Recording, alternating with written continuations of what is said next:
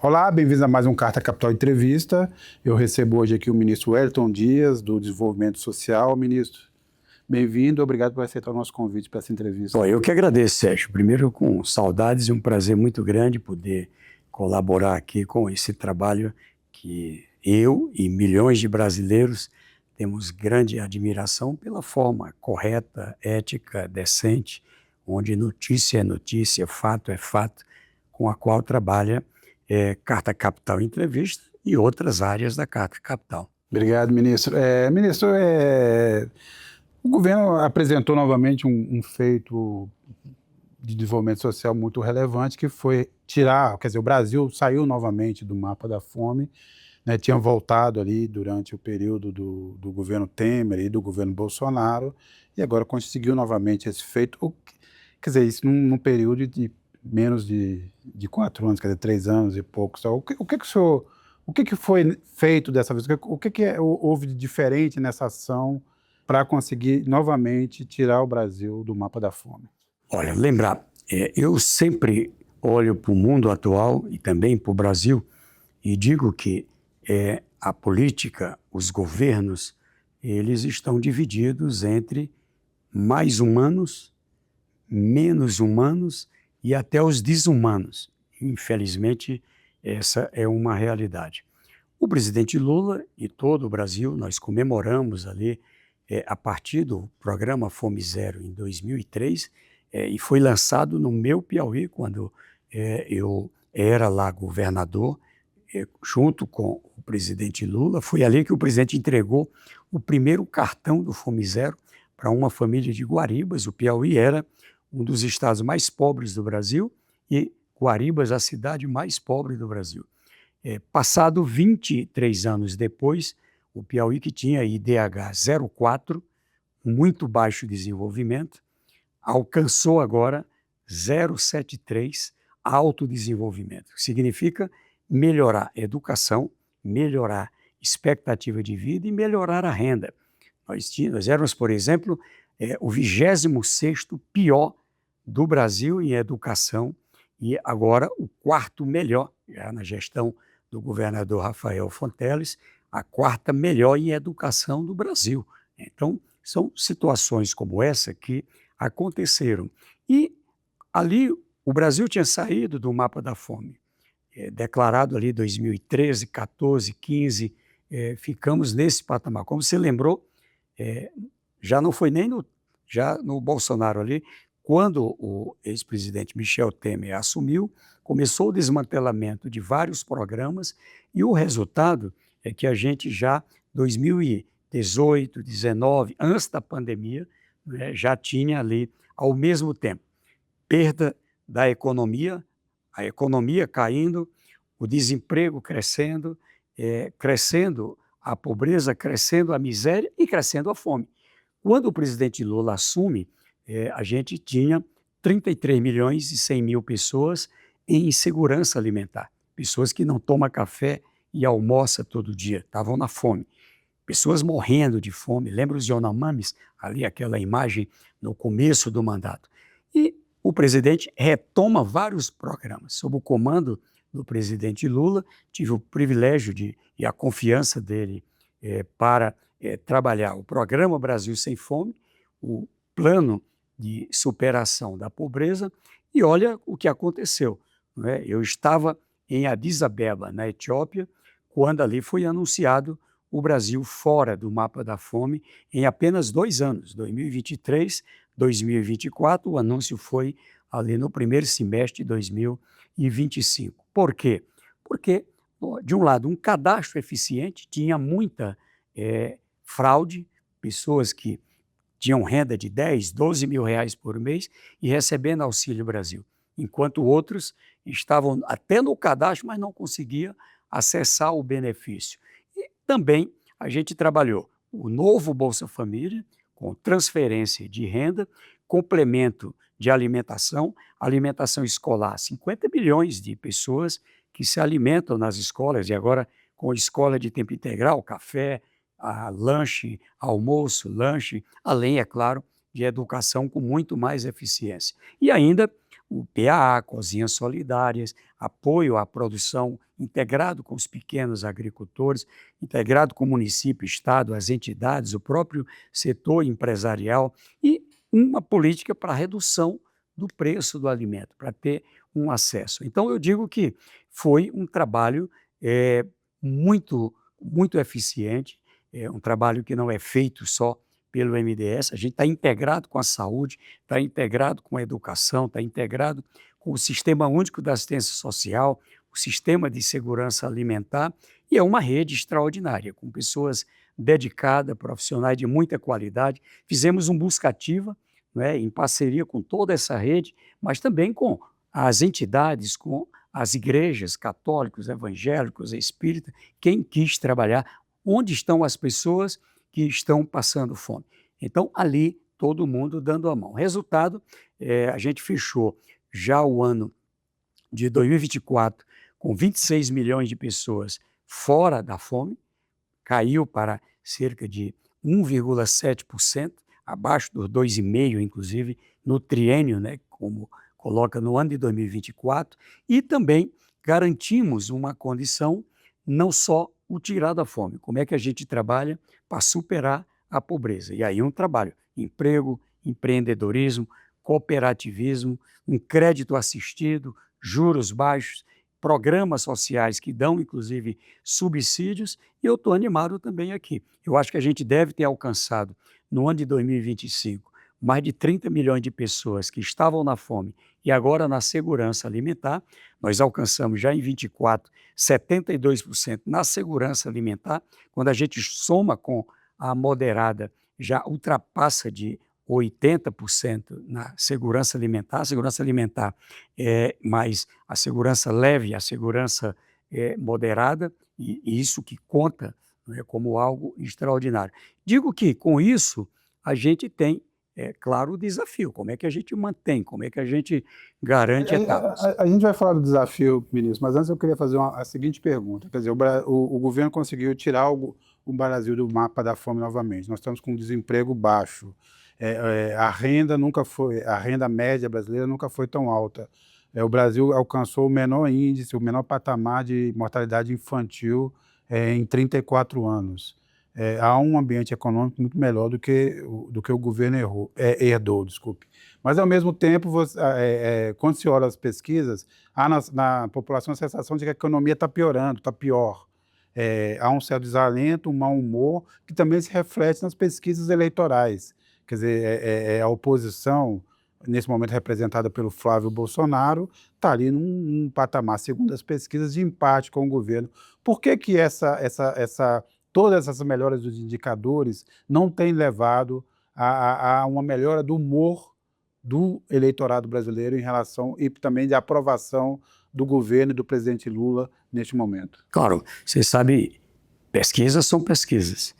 A gente acompanha pelo antigo Vox Populi, né, e aqui nesse acompanhamento ali sobre a condução do Marcos Coimbra, a gente tem pesquisa, tem a tracking, que é aquela feita diariamente, tem as pesquisas que são feitas semanalmente, eu acompanho, e o presidente Lula sempre ali, 6 pontos, 7 pontos ali à frente, primeiro, segundo turno. É claro que é um Brasil polarizado, não parou a polarização. Lembrar, o presidente Lula ganhou na eleição passada, né, com 0,9%, né, para a gente compreender aqui a diferença. Foi 1.800.000 votos. Né? Meu Piauí deu 1 milhão de votos de maioria, aproximadamente. Então, foi cabeça a cabeça. E essa polarização, infelizmente, não parou. Ela continua de forma muito tensa. A gente tem uma batalha contra a mentira, contra ódio, contra... É uma coisa que coloca em ameaça o próprio modelo democrático no Brasil e no mundo. E isso é uma realidade. Agora, quando a gente examina, olha a real. Vamos lá, começando aqui pela fome. Jair Messias Bolsonaro, 33 milhões de pessoas na fome. Lula, isso aqui reduz, né, ao patamar mais baixo da história. A economia crescendo que nem rabo de cavalo, crescendo para baixo. Com Lula, um crescimento que é o dobro da última década, acima de 3% ao ano. Quando a gente olha emprego, era desemprego crescente nesse país. Agora, nós alcançamos 4,9 milhões de novos empregos formais a mais do que tinha em 2022, quando era Jair Bolsonaro. E, veja só, quando a gente olha também do ponto de vista da atração de investimentos, relação com o mundo, por que isso não se reflete? Na minha opinião, nós temos problemas reais, é preciso ter a coragem de dizer. Juros altos. Né? As pessoas passam a ter renda, vão às compras e ali esbarram, não é, em juros que são vergonhosos. A gente pega a comparação Brasil com cerca de 370 bilhões de reserva cambial, né? Outros países, no Fundo Monetário aqui, nossos irmãos argentinos, né, que eu espero que possam superar, ou países como a Rússia, com guerra. E aí, quando você olha a taxa básica deles, a taxa básica é 6% acima da inflação. No Brasil, a inflação 4%, e aqui é mais de 10% a taxa acima da inflação. Então, isso, na verdade, é uma sangria no bolso do povo, não é? Isso vem no cartão de crédito, isso vem nas compras que são feitas e o povo sente. Veja que muita gente já com problema de endividamento. Lembrar que o presidente já assumiu fazendo ali um desenrola para garantir que pudesse proteger as pessoas. E é claro, também as pessoas querem aqui um sinal de olhar para frente e ver estabilidade, e ver o país crescendo, e ver uma esperança. Minha filha está estudando. Vai ter vaga para ela quando terminar um curso técnico, um curso superior? É essa esperança que eu acho que a gente precisa garantir. E eu acho que esse campo político, Lula, Alckmin, com a experiência que tem, que garantiu, não é, um Brasil com democracia, que garantiu um país entrar nos trilhos. E esse ano de 23 a gente estava ali na reconstrução, 24 também, mas eu acho que agora o povo sentiu, 25, 26, as coisas melhorando. Então, ministro, vamos falar um pouco sobre o futuro. Vamos lá. Quer dizer, você teve esse terceiro mandato do presidente Lula foi, como avisado desde o início, aliás, na campanha, que seria um momento de reconstrução, dado tudo que aconteceu, não só a pandemia, os efeitos da pandemia, mas os efeitos do governo Bolsonaro, que no último ano de governo quase levou o país à bancarrota, uma tentativa de reeleição que acabou fracassada. Então, vivemos esse momento de reconstrução de vários programas. A pergunta é, o que o Lula 4, o que a campanha do presidente Lula na tentativa de conseguir um quarto mandato e também o derradeiro mandato, imaginamos, terá a oferecer? Qual será a ideia que vai guiar um novo período de governo Lula?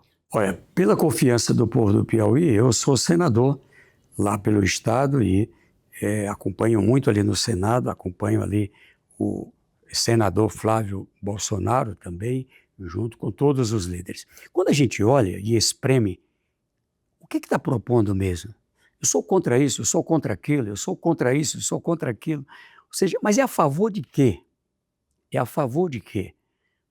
Quando aparece assim, uma frase que é a favor, entre os Estados Unidos dando tarifaço e o Brasil, ele era a favor dos Estados Unidos.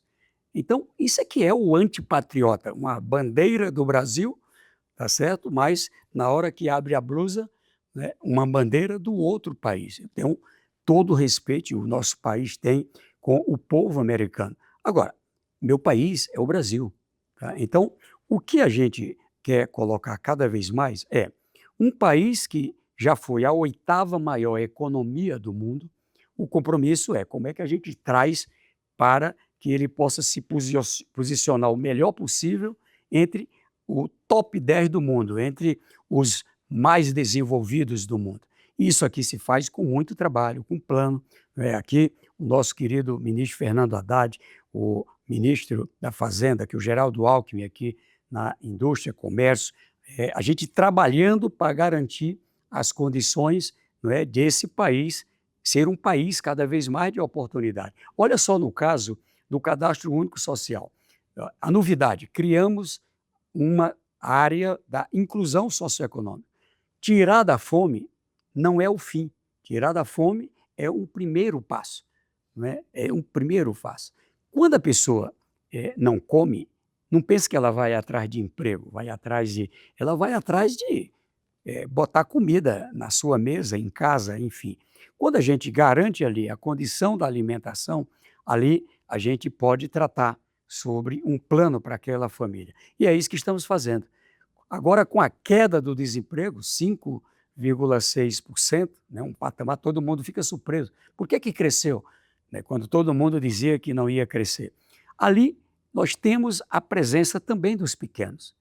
Dos pequenos. Veja que dos 4.900.000 empregos nesse trabalho, em que a gente chega com o setor privado, indústria, comércio, agropecuária, serviços, turismo, quais as vagas de emprego que vocês têm? A gente está precisando de operador de caixa, estamos precisando de eletricista. Então, e que tal a gente qualificar juntos? Eu acredito no primeiro passo. 4.800.000 dos 4.900.000 novos empregos, 93% é o povo do Cadastro Único Social. Boa parte, o povo do Bolsa Família. É isso que está acontecendo no Brasil. Gente que estava recebendo transferência de renda, agora tem poder de consumo, tem condição, não é, de comprar um sapato, levar comida para casa, mas levar também ali a condição de uma roupa, enfim. E isso movimenta na economia. Pequenos negócios.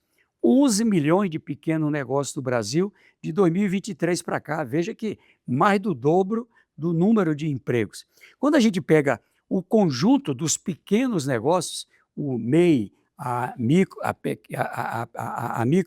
e pequena empresa, a pequena empresa, ou seja, ali com esse apoio, com o Acredita, com o Pronamp, aqui junto com o Márcio França, com o ministro Marinho, integrando com os estados, com os municípios, veja só, são mais de 5 milhões de pequenos negócios do povo do Bolsa Família e do Cadastro Único, que significa que agora são pessoas que tiveram inclusão socioeconômica e estão, muitas delas, contratando empregados. São empregados das empresas do povo do Bolsa Família. É o salão de beleza, é um pequeno comércio. São pessoas que se formaram em odontologia e não tinham dinheiro para o consultório, ou seja, e agora a gente chega para financiar. O campo também, né, através desse programa, a gente colocou agora, nesse último período, 14 bilhões de reais, inadimplência 0,36%, é um crédito assistido. Ali a gente garante, eu quero ampliar o meu negócio. A gente está estimulando o cooperativismo. O cooperativismo, porque a cooperativa, seja de alimentos, seja no campo, em uma área, seja a cooperativa de pequeno negócio, é a chance de um pequeno ser dono de uma média ou grande empresa no mundo globalizado. É aquele pequeno que vendia leite ali, né, entregando de casa em casa. E agora, lá em Batalha, em Alagoas, ele é dono de uma cooperativa que coloca leite longa-vida, que coloca a condição do iogurte, enfim, e ganha dessa agregação de valor. É que nem a Casa Apis, lá no meu Piauí, na área do mel, ou Araponga, lá no Paraná, que também trabalha com o beneficiamento do leite, com verdura e com frutas. Então, é esse Brasil que está acontecendo. Eu fui agora lá em Roraima, e lá visitei uma comunidade indígena onde o garimpo ilegal tinha destruído a floresta, onde o madeireiro legal tinha destruído a floresta. E lá a gente está trabalhando um modelo em que eles trabalham uma plantação de curto prazo, é a banana, é a macaxeira, a mandioca, é o feijão, é o milho, enfim, mas ali também plantando uma floresta produtiva. É o açaí, é a castanha, é a garantia ali de ter o cupuaçu, o cacau, o café, ou seja, já visitei lá em uma das cidades lá do Pará, por exemplo, onde uma área de 7.000 hectares que tinha sido devastada foi recuperada e agora é uma floresta dessa. E agora passam a agregar valor. Em vez de vender o açaí para o atravessador, passam a vender processado. O resultado disso é que as pessoas vão saindo da pobreza. Olha o que eu lhe disse, mais de 20 milhões de pessoas entre 23, 24 e 25, saíram da miséria, saíram da pobreza. Estudos da Fundação Getúlio Vargas, do IBGE, apontam, não é, que, dado até o primeiro semestre, que eram 17 milhões de pessoas, mais de 5 milhões foram para a classe média, foram por conta da educação. Né? Eu tive esses dias um garoto, Jardel, ele me visitou, ele me visitou, ele é de uma cidade chamada Floresta do Piauí. Você lembra também de um outro que está na diplomacia. Esse garoto era filho de um auxiliar de pedreiro, a mãe doméstica, e ele ali com o Bolsa Família não precisou trabalhar ajudando o pai e a mãe, teve a condição de estudar. Resultado, médico formado em medicina, trabalha como médico em Floresta do Piauí, a mãe também professora, né? O pai também trabalha na construção civil. Resultado, essa família, ela sai, não é, de uma situação de Bolsa Família para a classe B. Né? É isso que está acontecendo com muitos e queremos seguir nessa direção. Agora, ministro, o ministro da Fazenda, Fernando Haddad, na verdade, a essa altura, já ex-ministro da Fazenda, disse numa entrevista recente que era preciso racionalizar os programas sociais brasileiros. É uma discussão que vigora num certo meio, num certo debate econômico, que o Brasil teria, na verdade, a essa altura, programas sociais demais desconectados, que precisariam ser repensados.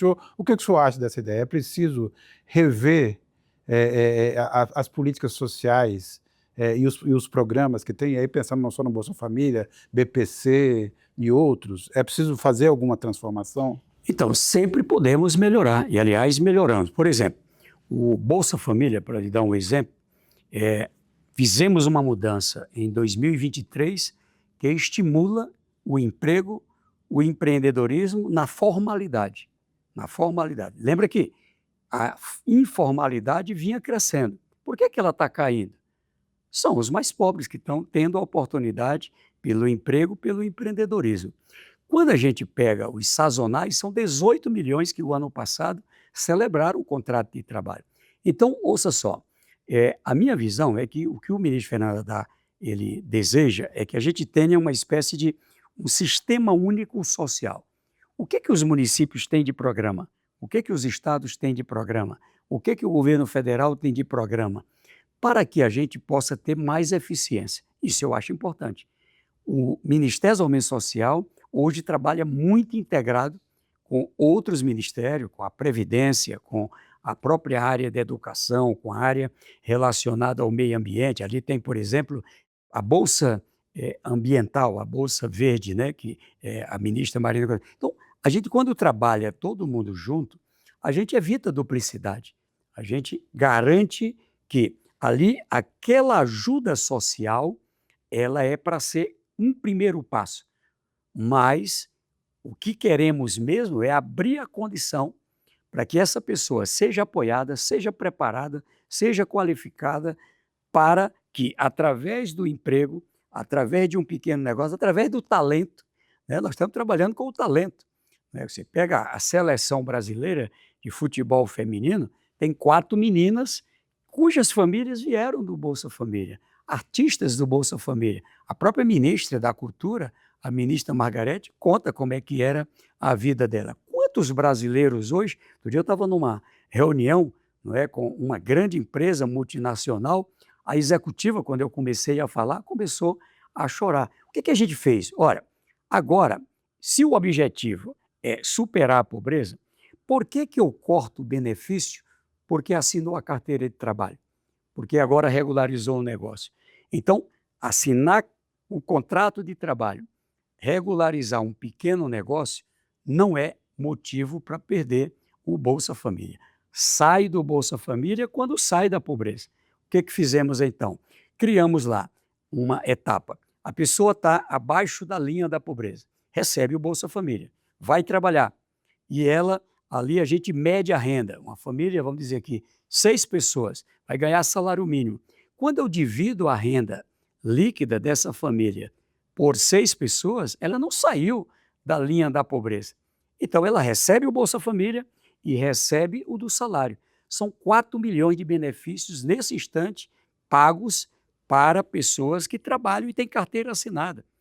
Do outro lado, quando eleva a renda, vou imaginar, vão 2 pessoas daquela família trabalhar. Ela saiu, não é, ela estava aqui na linha da pobreza, ultrapassou, mas aí o que que eu faço? A gente pega aquela renda e ainda mantém o salário e, por 12 meses, o pagamento de 50% do Bolsa Família. E com isso, essa pessoa se sente mais seguro. Quando sai do Bolsa Família, ela não sai do cadastro único, ela vai para o emprego. Lá na frente perdeu o emprego. No passado vinha para uma fila. Agora volta automaticamente para o emprego. E o mais importante, nesse modelo, quem entrar uma vez no cadastro único só sai para cima. Nunca mais volta para a fome, nunca mais volta para a pobreza. Por isso que, na Aliança Global contra a Fome e a Pobreza, o modelo brasileiro é uma grande base hoje para mais de 100 países. Agora, ministro, tenho visto aí nos jornais que a especulação de que o senhor deixaria o ministério para assumir se não uma coordenação total, mas uma parte da coordenação da campanha do presidente Lula. O senhor vai deixar o ministério? Olha, primeiro, aí o meu comandante, meu líder, o presidente Lula, a gente veio a São Paulo e eu preciso conversar contigo para ver a orientação. A princípio, eu não preciso me afastar. Por quê? Porque sou senador com mandato até 2030.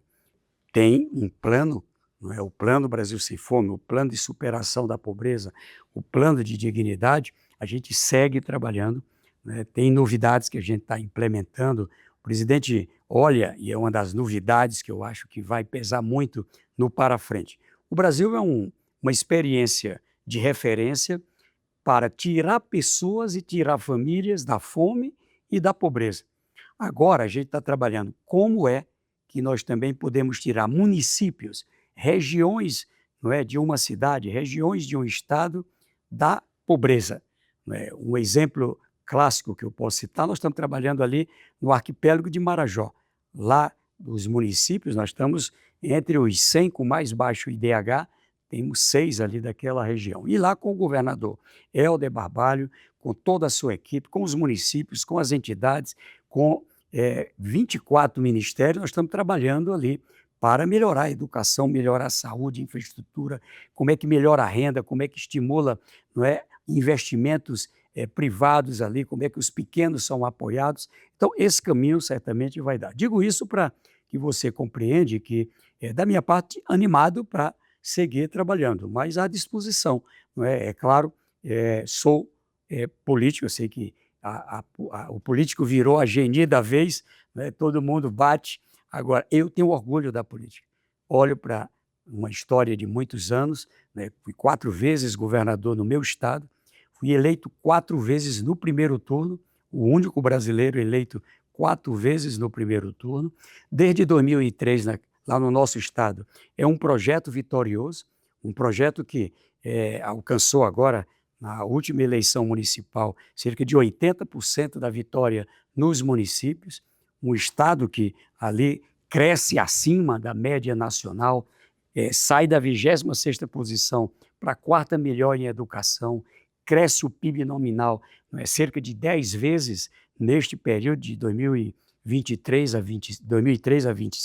2026, que tem ali agora um conjunto de investimentos, energia eólica, energia solar, hidrogênio verde, investimentos na produção de alimentos, é uma das regiões, enfim, que cresce. E aí, veja, o que eu digo é que o Brasil também tem essa condição de ser, como eu digo, um país da esperança, um país de oportunidades, e tenho toda a disposição para ajudar o meu campo político, né, para que esse país, aquele Brasil, de crescer para baixo igual o rabo de cavalo, de estar botando o povo na fome para depois ficar humilhando, de estar botando o povo no desemprego para depois ficar usando como massa de manobra, para botar o povo para quebrar os pequenos negócios como muitos quebraram. Ou seja, é esse Brasil que eu não quero mais. Eu quero um Brasil que respeita a saúde do povo, coloca vacina para quem precisa, garante as condições, não é, agora mais especialidade, garante as condições de cada vez mais curso técnico, curso superior, um país da oportunidade. Então, eu penso, claro, como qualquer brasileiro, sou avô agora, como qualquer pai de família, penso no melhor para meus filhos, meus netos, para as famílias das outras pessoas do meu estado e do Brasil. E lhe digo, é um Brasil que conta, não é, como timoneiro, 2 líderes com muita experiência. Tenta pensar por um minuto o Brasil sem ter a experiência, a serenidade de Luiz Inácio Lula da Silva e de Geraldo Alckmin. 2 líderes que disputaram eleições, mas em nome do o interesse maior do Brasil, aceitaram se somar para garantir uma democracia. Um país que hoje é respeitado no mundo, não é? Um país que quer paz. Neste instante, enquanto tem muita gente defendendo guerra, gastar bilhões, trilhões, matando outras pessoas, derramando sangue, matando crianças, como essa semana a própria Unicef denunciou, não é? Ou seja, a gente tem um líder que nos dá orgulho. A única guerra que faz sentido é a guerra contra a fome e a pobreza. Ou seja, é esse caminho que, com certeza, o Brasil vai refletir. Por isso que eu digo, agora a gente vai chegar à hora da verdade. E a hora da verdade é comparar aquele Brasil do passado com o Brasil atual. Eu quero que o meu povo cresça e quero que a gente possa ter São Paulo crescendo, o Sul crescendo. Olha o que governo faria o que o presidente Lula fez numa situação daquela do Rio Grande do Sul. Porque um governo humano coloca o ser humano no centro de tudo. Outros é ódio, é desprezo. Então, vá para lá com esse negócio, viu? Bem, eu recebi aqui o ministro Ayrton Dias, do Desenvolvimento Social. Ministro, mais uma vez, muito obrigado pela presença no programa e até uma próxima. Ou seja, eu quero agradecer, que Deus abençoe aqui o Brasil e que a gente possa realmente ter a vitória, que não é uma vitória partidária, é a vitória real do povo brasileiro. A ampla maioria que sei que quer o melhor para si, mas quer o melhor para o Brasil.